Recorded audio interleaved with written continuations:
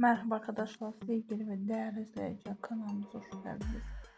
Bugün sizlere Zlata Çubuğu'nun muhteşem görüntülerle karşınızdayız. Zlata Çubuğu'nun yeni özel görüntülerine devam gelmesi istiyorsanız sizler kanalımıza abone olmayı unutmayın. Umarım videomuzu beğenirsiniz. Hoşçakalın arkadaşlar, bizden bu kadar.